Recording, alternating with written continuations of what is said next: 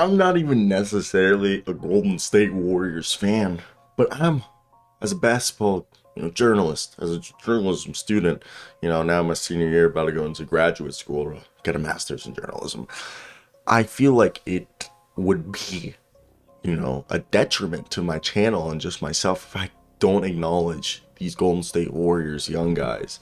And through two games in the NBA preseason. Again, take this preseason with a grain of salt, okay? Preseason, the only thing you're looking at is how players look on the floor and if they're shooting really well. But besides that, please take everything with a game, not a game of, with a grain of salt. Due to the fact that they are testing out new lineups, they're seeing things, but in the two games against the Wizards, I know it was the same opponent twice that they beat. I think we saw something. In the first game, it was James Wiseman and Patrick Baldwin, a little bit of Ryan Rollins. But in the second game, okay, Kristaps Porzingis had a big game, and it came down to the starters that continued to play like 18, 17 minutes only, with, Jordan Poole playing the most out of the starters. But Jonathan Kuminga and Moses Moody both came in. Kuminga kind of did a little bit of everything, had some points, had some rebounds, dished out an assist, played some defense, scoring Moses Moody. And this is something that I'm talking about is also like and subscribe for 150 videos a month. We just hit 8,000. We're on the way to 10,000. It's free. Doesn't cost you anything. If you don't like it, you can unsubscribe later. Now back to the video. Now, Moses Moody has been told that, has been said to be more involved in the offense. And we're already starting to see it. The guy's got, was a shot creator over in Arkansas, and I think he's a great player. He was the guy that I was more excited for than Jonathan Kuminga. And Moses Moody's got like a 7-foot wingspan. Moses Moody can guard multiple positions. So can Jonathan Kuminga. But Kuminga's more of a power forward. Moses Moody's more of a swingman. I loved what we saw from him. But then we also saw Patrick Baldwin. His mechanics looked so good. And plus they worked on his ankle and his, his injuries and stuff. And he just came out there and he was hitting threes. And I was liking it. I was liking it a lot. And then you have Matt Mcclung and Pat Spencer duking it out. Pat Spencer had a few more assists and rebounds than, Matt Mcclung. But Matt Mcclung had 9 points compared to Pat Spencer's 6. Okay. And we saw some, Trevion Williams. And for me right now, when I look at this, okay, I'm going to throw in Dante DiVincenzo and the young guys because he was part of the guy who's going to help replace Gary Payne. But Patrick Baldwin, James Wiseman had a quieter game today.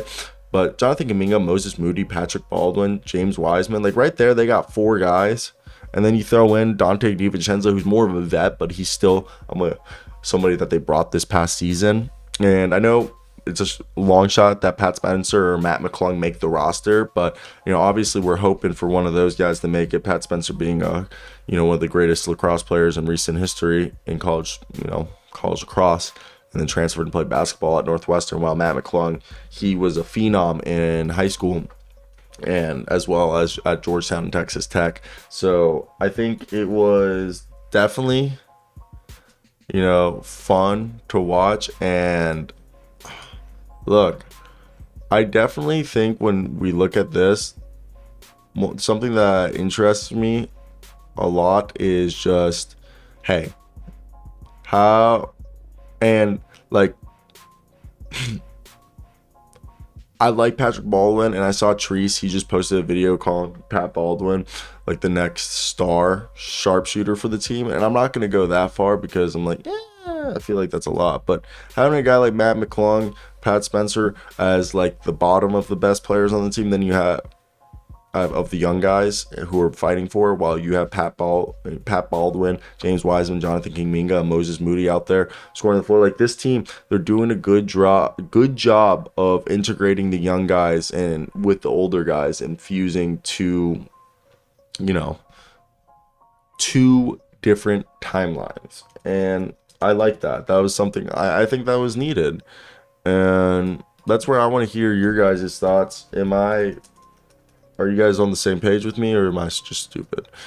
But no, I did enjoy the game, and that's where I want to hear your thoughts. Did I miss anything that you guys would have liked to hear? But besides that, I'm gonna head out. A-Town.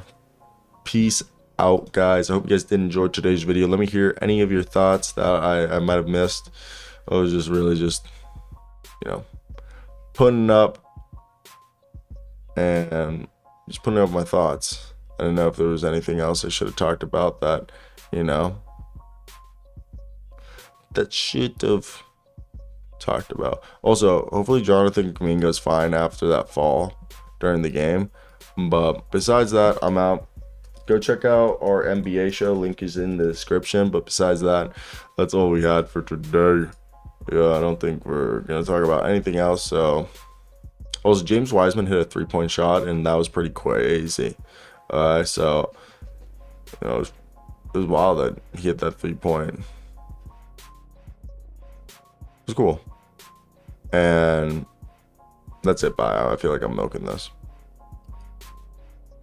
Oh.